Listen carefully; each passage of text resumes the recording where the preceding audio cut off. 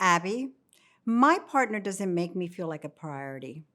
Actually, I feel like an afterthought in the scope of things. Whether golfing with his mates or luncheon with her girlfriends, I seem to always come in third place. Should I implement a strategy of making them jealous as a way of grabbing their attention? Hi, I'm Coach Abby. Thank you so much for joining me today on Love Advice TV.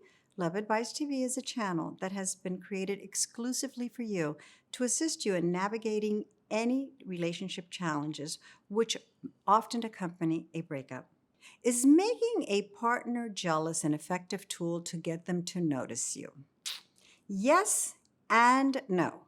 Before you run and post pictures of this amazing life you're hoping will bring them to their knees with jealousy, there are three things you need to consider. One, can you really back up what you are looking to convey, or will it blow up in your face at some point?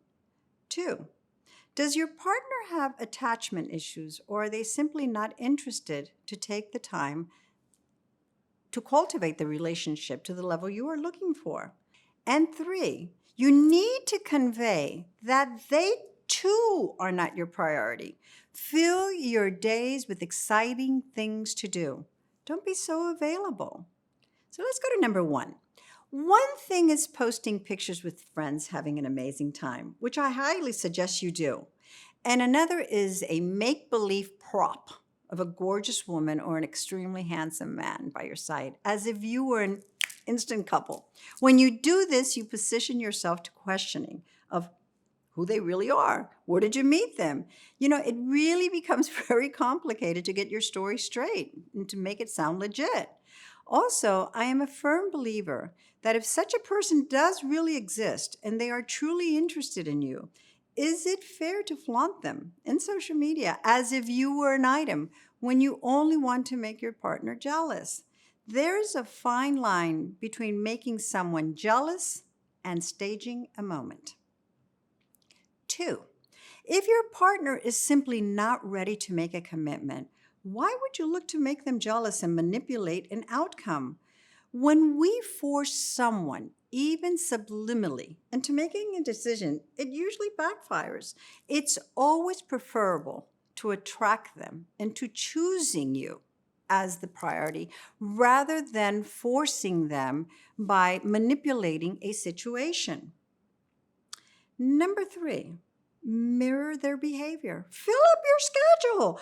Don't be so unconditionally available. Don't ask whether it's okay with them if you are meeting with friends. Just meet up with them. Make your plans. Fill up your calendar for the love of life. It's not about asking them. They need to see that you are busy. Make your plans and let them know. Only if needed. We don't ask for permission. Hey, at times it's perfectly fine, though, to play the jealousy card, but do it in a subliminal way. Don't answer their texts or calls immediately. Make them wonder what you are doing. That's more important than being there for them. Dress differently. Pay more attention to your physical appearance.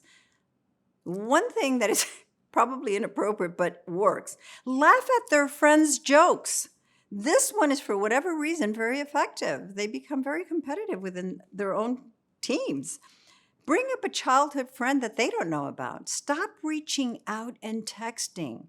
Share exciting things that you are up to when you're surrounded by mutual friends. Engage in conversations, like I said, with their friends, and then repeat it to them. So-and-so said something. How interesting. What an amazing life they're living. It sounded so attractive. It sounded so interesting. What have you. We are competitive creatures. We love to secure our territory. And that's how we sort of get them to, when they start seeing you detach, it's this innate jealousy that arises. We don't necessarily have to have one particular person that we use to create that jealousy factor. And yes, it does work at times if we do it subliminally and non-offensive.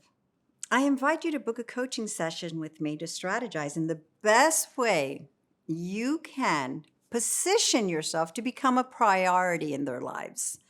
And sometimes remind yourself, being a priority doesn't necessarily mean that they are 100% accessible to you all the time, available to you all the time. Being a priority basically means that you are an important factor in their life. You don't want to make it feel as they complete you or you complete them, because none of you are broken. Being a priority is that you complement each other amazingly, that you look to each other to complement each other, that together you are the best versions of yourselves. It doesn't necessarily mean that they drop everything to pay attention to you. Please hit the subscribe button below and share your comments on this or any other video, and I will respond in a timely fashion. I also invite you to check out my newly released seminar focusing on the law of attraction. It's in the link below. I am so overly pleased by the amazing reception it has received. Coach Alex, Coach Adrian, Coach Natalie, Coach Danny, Coach Priyanka, and myself. We are all here available to assist you in any way we can. Let us help you focus on creating a roadmap uniquely designed for the purpose of maximizing your chances to get back with your love. Until next time, I'm Coach Abby.